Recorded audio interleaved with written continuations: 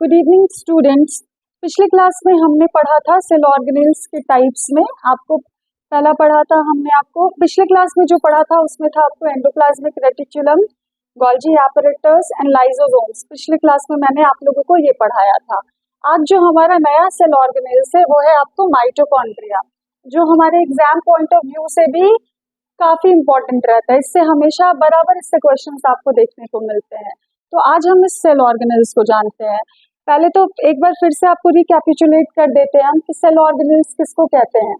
Cell organelles क्या होता है, आपको सेल के कंपोनेंट्स को हम लोग सेल ऑर्गेनेल्स कहते हैं। आपको बेसिकली जनरली माइटोकॉन्ड्रिया में क्या हम आज पढ़ेंगे कि माइटोकॉन्ड्रिया का स्ट्रक्चर कैसा होता है, माइटोकॉन्ड्रिया का फंक्शंस क्या है, ये आज के टॉपिक में हमें पढ़ना है।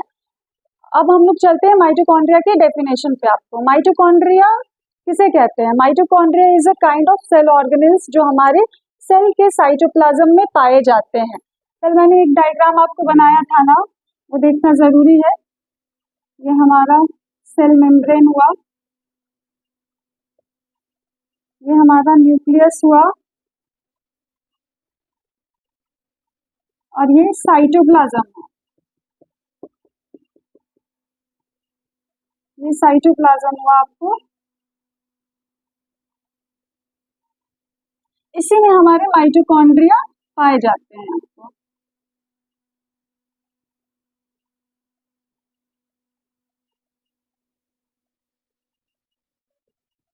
ये माइटोकॉन्ड्रिया कहाँ पे आपको कहाँ पे सिचुएटेड होता है? ये हमारे सेल के साइटोप्लाज्म में। देखिए ये सारा साइटोप्लाज्म है। साइटोप्लाज्म किसे कहते हैं? सेल के फ्लूइड को। Cyto means cell, plasma is about fluid. Cell के फ्लूइड को हम लोग साइटोप्लाज्म कहते हैं।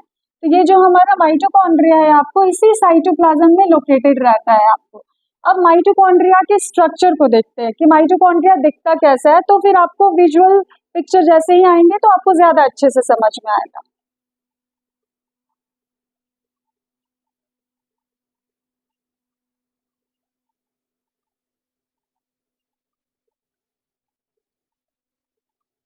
देखिए जो लोग आर्टिस्टिक डायग्राम्स बनाते हैं, बहुत अच्छी बात है कि वो आर्टिस्टिक डायग्राम्स आपको बना लेते हैं, और जो आर्टिस्टिक डायग्राम्स नहीं भी बना पाते उनको वरी नहीं करना है। Biology is all about labelling. आपका लेबलिंग जबरदस्त होना चाहिए। कहने का मतलब आपका लेबलिंग छूटना नहीं चाहिए एक भी चीज। अगर आपका लेबलिंग नहीं छूटेगा तो आपका डायग्राम अगर एवरेज भी है, इवन बिलो एवरेज भी है, तो आपके टीचर आपका मार्क्स नहीं काट सकते, क्योंकि आपने लेबलिंग अच्छा किया है। आपने लेबलिंग हर वो चीज किया है जो उस चीज को बताता है कि क्या है। और एक चीज बताते हैं, किसी भी डायग्राम को मगअप करने का तरीका, या कोई भी काफी डिफिकल्ट डायग्राम्स आप कैसे याद कर सकते हैं, आप उस चीज की लेबलिंग को याद रखिए कि कौन सा चीज का पोजीशन कहाँ है। डायग्राम आप अपने आप बना लीजिएगा। अगर आप डायग्राम को याद रखने का प्रयास करिएगा तो आप पक्का ही भूल जाइएगा। इसलिए आपको क्या है, ट्रिक क्या है, आप लेबलिंग याद रखिए।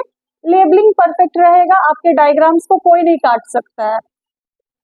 ये है हमारा माइटोकॉन्ड्रिया का स्ट्रक्चर। आपको अब इस देखिए माइटोकॉन्ड्रिया जनरली हमारा कैसा दिख रहा है। हमारा माइटोकॉन्ड्रिया आपको सिलिंड्रिकल शेप का दिख रहा है, या फिर इसको हम दूसरे भाषा में कह सकते हैं ये सॉसेज शेप्ड का है। आपको सिलिंड्रिकल तो आप सब समझ ही गए कि सिलेंडर के शेप का है, लेकिन सॉसेज में बहुत सारे लोग फंस जाएंगे कि ये सॉसेज क्या हुआ। अगर आप इसको इजी भाषा में समझे तो आपने हसुआ देखा है जिससे घास वगैरह की कटाई होती है, लोग काटते हैं, ऐसे शेप का रहता है, इसको सॉसेज शेप्ड बोलते हैं। और नहीं तो फिर अगर दूसरा उदाहरण में आप देखना चाहेंगे तो जो हम लोग कबाब खाते हैं, चिकन कबाब बोलिए, मटन कबाब, तो उसका स्ट्रक्चर कैसा रहता है? एक लेग पीस या कुछ आपको ऐसे एकदम कर्व्ड टाइप का स्ट्रक्चर रहता है, उसी को सॉसेज शेप्ड बोलते हैं। तो जो हमारा माइटोकॉन्ड्रिया है वो आपको सॉसेज शेप्ड का है या फिर सिलिंड्रिकल बोल सकते हैं। हाँ, माइटोकॉन्ड्रिया आपको वैरी करता है सेल टू सेल। आपको इसके जो क्वांटिटी रहते हैं वो डिपेंड करता है सेल टू सेल। ऐसा क्यों? क्योंकि माइटोकॉन्ड्रिया का जो काम है ना, आपको सेल को एनर्जी प्रोवाइड करना। तो किस सेल को ज्यादा एनर्जी की जरूरत है और किसे कम एनर्जी की जरूरत है, ये माइटोकॉन्ड्रिया आपको डिसाइड करती है। जैसे रेस्पिरेशन में हमें ज्यादा एनर्जी की जरूरत है, तो वहां पर माइटोकॉन्ड्रिया की जो संख्या रहेगी, आपको जो क्वांटिटी रहेगा वो ज्यादा रहेगा। और जिस सेल्स में माइटोकॉन्ड्रिया उतना रेस्पिरेशन या रेस्पिरेटरी रेट की जरूरत नहीं है, वहां पे माइटोकॉन्ड्रिया आपको कम पाए जाते हैं। ये हमने पहले देखा कि हमारा माइटोकॉन्ड्रिया सिलेंड्रिकल शेप का है।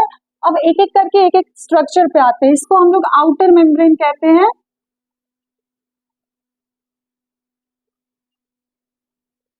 इसको हम लोग आउटर मेम्ब्रेन कहते हैं।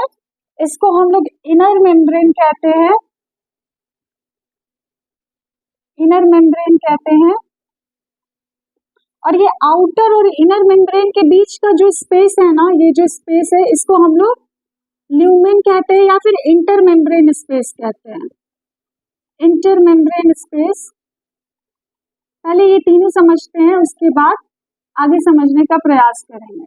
आउटर मेम्ब्रेन कैसा होता है हमारे माइटोकॉन्ड्रिया का? आपको थिन एंड पोरस होता है। पोरस स्मूथ होता है। आउटर मेम्ब्रेन जो है हमारे माइटोकॉन्ड्रिया का, वो काफी स्मूथ होता है एंड पोरस होता है। पोर्स क्यों होते हैं? अगर किसी भी ऑर्गेनिज्म में पोर्स है, छेद है, तो आप समझिए कि वो कुछ पास करवाना चाहता है। जैसे कि हमारे घर में सीप ट्यूब्स होते हैं।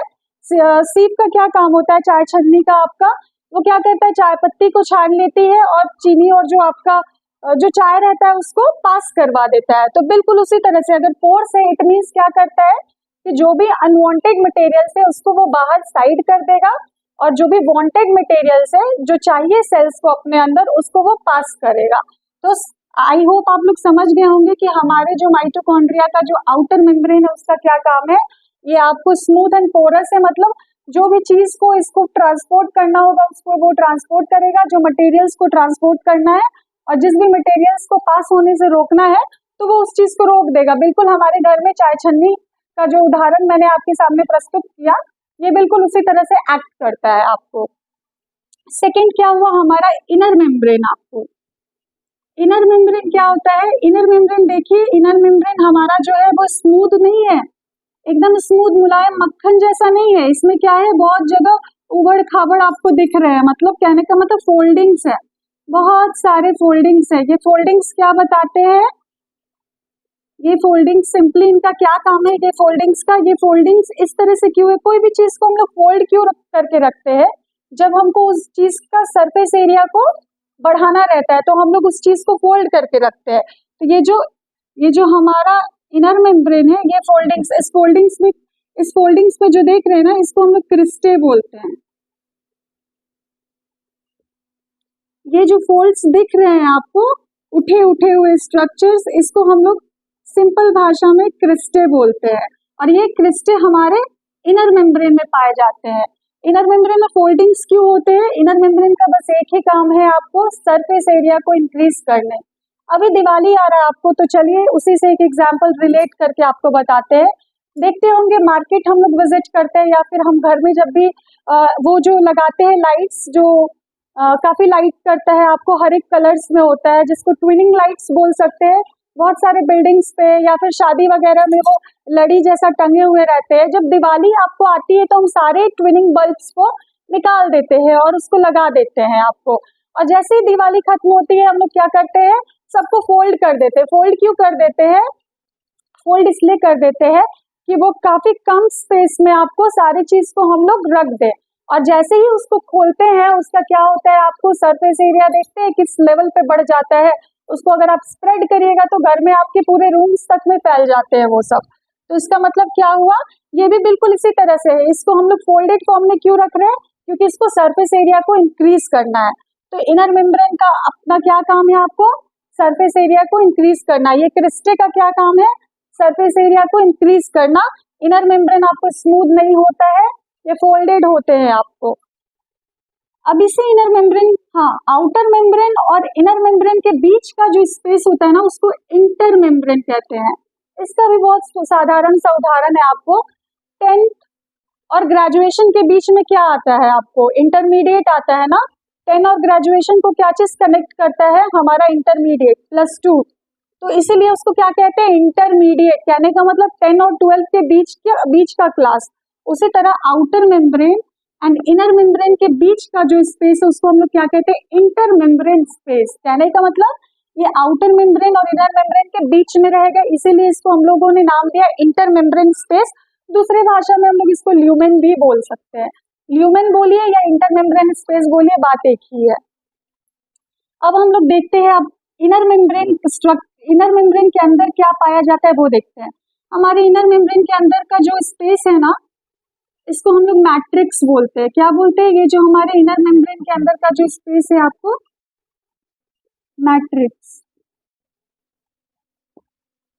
ये मैट्रिक्स कैसा होता है? एकदम होमोजीनियस मिक्सचर का होता है। ये मैट्रिक्स हमारा होमोजीनियस मिक्सचर का होता है, होमोजीनियस मिक्सचर। अब ये होमोजीनियस मिक्सचर्स या होमोजीनियस इन नेचर बोलिए, इसको ज्यादा बेटर रहेगा।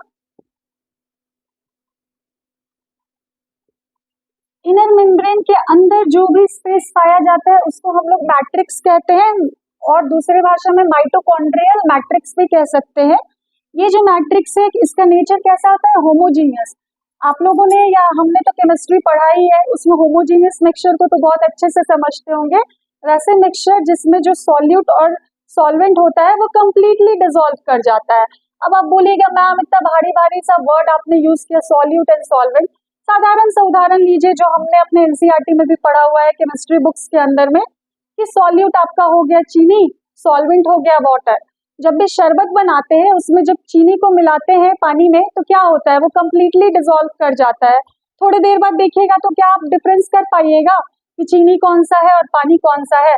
तो जिस भी मिक्सचर को हम डिफरेंशिएट ना कर पाए कि इसमें क्या क्या मिला हुआ है, उसी को हम लोग कहते हैं होमोजीनियस मिक्सचर, जिसमें आपको उदाहरण हो गया शरबत वाला। तो मैट्रिक्स में भी क्या होता है? जो मैट्रिक्स के अंदर का जो स्पेस होता है वो होमोजीनियस इन नेचर होता है। कहने का मतलब कि इसके जो भी कंपोनेंट्स होते हैं वो इतने अच्छे तरह से डिसॉल्व रहते हैं कि आप डिफरेंशिएट नहीं कर सकते कि इसमें क्या, इसके जो फ्लूइड है इसमें क्या क्या पाए जाते हैं आपको। अब इसी मैट्रिक्स में ना हमारा माइटोकॉन्ड्रिया जो है आपको क्या क्या रखता है? सर्कुलर डीएनए रहता है। हमारे माइटोकॉन्ड्रिया में सर्कुलर डीएनए रहेगा, आपको सर्कुलर डीएनए रहेगा, राइबोसोम्स प्रेजेंट रहेगा इसी मैट्रिक्स में, और कुछ एंजाइम्स भी प्रेजेंट रहते हैं, आरएनए भी प्रेजेंट रहते हैं। एंजाइम्स प्रेजेंट रहेंगे, आरएनए प्रेजेंट रहेगा आपको।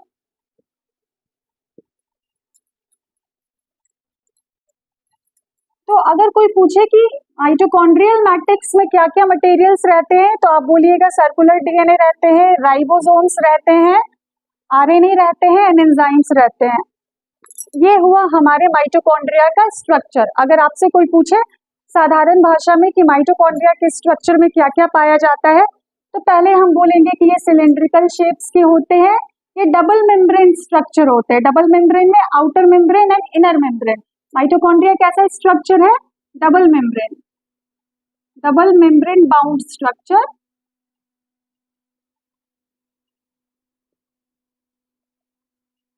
डबल मेम्ब्रेन बाउंड स्ट्रक्चर कहते हैं माइटोकॉन्ड्रिया को। क्यों? क्योंकि इसमें outer membrane and inner membrane होता है। आउटर मेम्ब्रेन और इनर मेम्ब्रेन के बीच का जो स्पेस हुआ उसको हम कहते हैं इंटरमेम्ब्रेनल स्पेस। उसके बाद जो हमारा इनर मेम्ब्रेन होता है वो काफी फोल्डेड रहता है, उसमें काफी फोल्ड्स रहते हैं। इसी फोल्ड्स को हम लोग क्या कहते हैं? क्रिस्टे। ये क्रिस्टे आपको क्या करता है? सरफेस एरिया, जो ये फोल्ड्स है क्रिस्टे क्या करता है? सरफेस एरिया बढ़ाता है। सरफेस एरिया क्या चीज के लिए बढ़ाता है आपको? सेल्यूलर रेस्पिरेशन के लिए बढ़ाता है, एनर्जी जनरेट करने के लिए आपको बढ़ाता है। क्या काम रहता है? एनर्जी जनरेट करना। एनर्जी क्यों जनरेट करना है? एनर्जी जनरेट करेंगे तभी तो वर्क करेंगे। अगर एनर्जी नहीं रहेगा, कोई डल सा बैठा हुआ है, फीवर उसको लगा हुआ है, तो क्या वो काम कर सकता है उतना इफेक्टिवली जितना एक हेल्दी पर्सन कर सकता है? नहीं कर सकता है ना। तो बिल्कुल उसी तरह से हमारा क्या करता है, जब सरफेस एरिया इंक्रीज होता है तो उसके पास क्या होता है? सेल्यूलर रेस्पिरेशन करने का स्पीड भी बढ़ता है और वो एनर्जी काफी ज्यादा एक्यूमुलेट करता है आपको। उसके बाद इसके अंदर होते हैं मैट्रिक्स। मैट्रिक्स को मैंने अभी बताया, होमोजीनियस मिक्सचर्स को मैट्रिक्स कहते हैं या होमोजीनियस इन नेचर होते हैं। इसके अंदर हमारे डीएनए होते हैं। आपको पता है आप और हम डीएनए के ही बने हुए हैं। अगर डीएनए ना हो तो हम और आपका तो अस्तित्व ही एग्जिस्ट नहीं करेगा। डीएनए का फुल फॉर्म होता है deoxyribonucleic acid. And then इसमें राइबोसोम्स होता है। पिछले क्लास में मैंने बताया है कि राइबोसोम्स आपको प्रोटीन सिंथेसिस कराता है।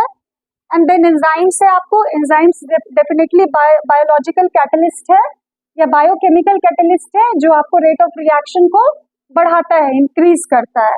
आई होप माइटोकॉन्ड्रिया का स्ट्रक्चर आप और हम समझ चुके हैं। अब आगे हम लोग चलते हैं फंक्शंस को समझने के लिए।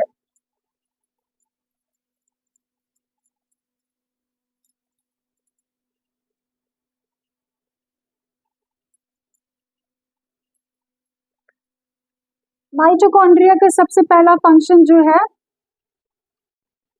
जहां से सवाल आता है, हर एक साल सवाल आपको आता है, हर एक साल क्वेश्चंस आते हैं। माइटोकॉन्ड्रिया को power house of the cell कहते हैं, power house of the cell. इसको power house of the cell क्यों कहते हैं? आपको पावर से आप क्या समझते हैं? पावर मीन्स एनर्जी, ताकत। तो एनर्जी कहाँ से आएगा? डेफिनेटली इसके पास कोई तो एक कंपाउंड होगा या एक मॉलिक्यूल होगा जो आपको एनर्जी कंटेन करता होगा। तो वो कंपाउंड जो है या वो मॉलिक्यूल जो है वो एटीपी है। एटीपी, एटीपी को क्या कहते हैं? Energy currency of the cell.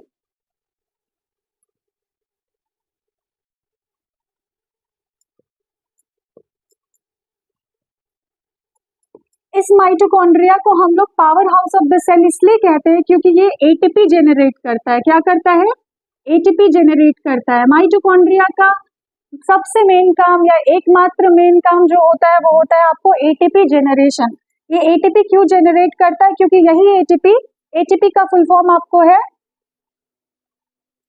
Adenosine triphosphate.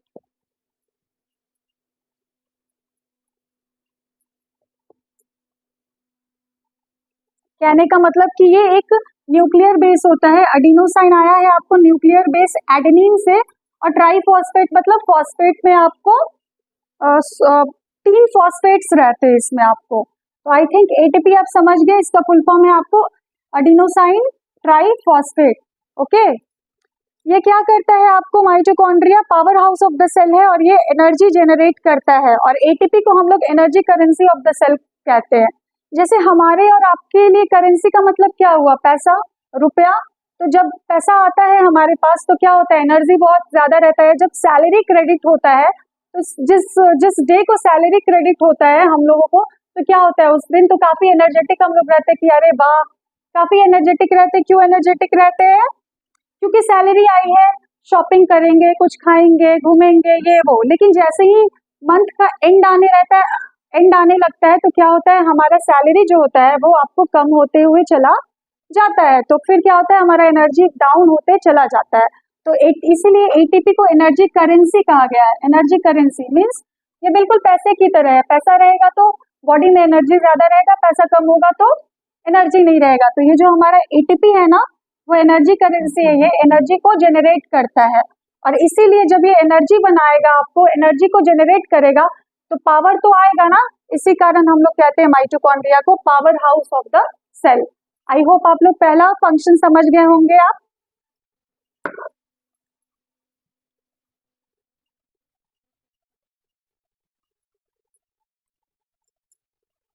यही इसका मेन फंक्शन है हमारे माइटोकॉन्ड्रिया का।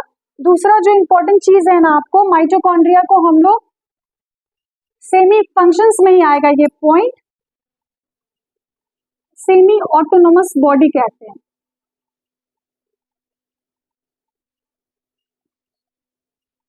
राइट, ये भी बहुत इंपॉर्टेंट क्वेश्चन है आपको।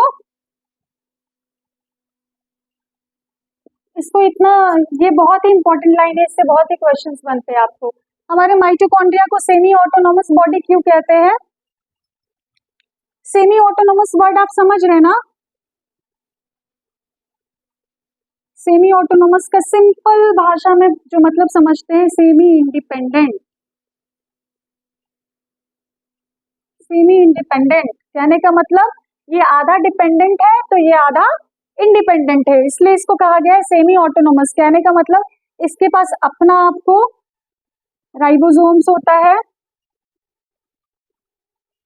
डीएनए होता है, और यही राइबोसोम्स प्रोटीन बनाते हैं, प्रोटीन सिंथेसिस करते हैं।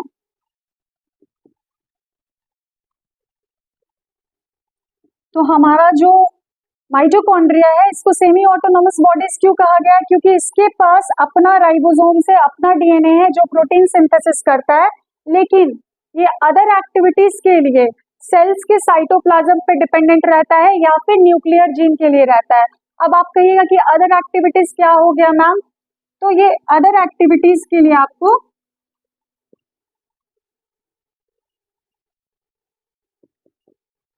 अदर एक्टिविटीज के लिए सेल साइटोप्लाज्म या फिर न्यूक्लियर जीन पे डिपेंडेंट रहता है। न्यूक्लियर जीन्स का साधारण सा मतलब है कि वैसे जीन्स जो न्यूक्लियस में पाए जाते हैं, तो और आपको हम पहले ही बता चुके हैं पिछले क्लास में ही कि nucleus are the controlling centre of cell. तो न्यूक्लियर जीन पे डिपेंडेंट रहते हैं। और ये सेल साइटोप्लाज्म पे क्यों अदर एक्टिविटीज के लिए डिपेंडेंट रहते हैं? क्योंकि साइटोप्लाज्म में अदर सेल ऑर्गेनेल्स भी तो है, एकमात्र माइटोकॉन्ड्रिया ही तो नहीं है ना हमारा। तो क्या कहता है ना, सेल साइटोप्लाज्म पे इसलिए डिपेंडेंट रहता है क्योंकि ये बायोसिंथेटिक एक्टिविटीज करता है। ये बायोसिंथेटिक एक्टिविटीज करता है। अब आप कहिएगा बायोसिंथेटिक एक्टिविटीज मतलब क्या हुआ? बायोसिंथेटिक एक्टिविटीज का साधारण सा मतलब हुआ कि हमारे जो भी ये सिंपलर मैक्रोमोलिक्यूल्स या माइक्रोमोलिक्यूल्स को लेकर के एक कॉम्प्लेक्स मॉलिक्यूल्स बनाता है। कहने का मतलब सिंपल से कॉम्प्लेक्स आपको मॉलिक्यूल्स ये बनाएगा। कॉम्प्लेक्स मॉलिक्यूल्स बनाना भी तो जरूरी है। सिमिलरली बहुत सारी जगहों पे कॉम्प्लेक्स मॉलिक्यूल्स ब्रेक डाउन करके सिंपल मॉलिक्यूल्स बनाते हैं, इसलिए क्योंकि एनर्जी जनरेट करना जरूरी रहता है। अगर अब आपसे कोई पूछे कि माइटोकॉन्ड्रिया का फंक्शंस क्या है, तो पहला फंक्शंस आप कहिएगा पावर हाउस, दूसरा कहिएगा एटीपी जनरेट करता है, और इसके पास अपना राइबोसोम्स और अपना डीएनए है जिसके वजह से ये प्रोटीन सिंथेसिस करता है, और इसी प्रोटीन सिंथेसिस करता है और अदर एक्टिविटीज के लिए ये सेल साइटोप्लाज्म या न्यूक्लियर जीन पे डिपेंडेंट रहता है। इसीलिए कहते हैं कि ये सेमी ऑटोनोमस इन नेचर है, कंप्लीटली इंडिपेंडेंट नहीं है, ये आपको सेमी इंडिपेंडेंट है ये। आई होप आपको माइटोकॉन्ड्रिया अच्छी तरह से समझ में आ गया होगा। इसका डेफिनेशन कि ये एक सेल ऑर्गेनेल्स है, इसका लोकेशन ये साइटोप्लाज्म में पाया जाता है आपको। थर्ड पॉइंट इज स्ट्रक्चर, मैंने बता दिया, outer inner membrane matrix cristae everything. And third इसका functions, main function it is power house of the cell. Thank you.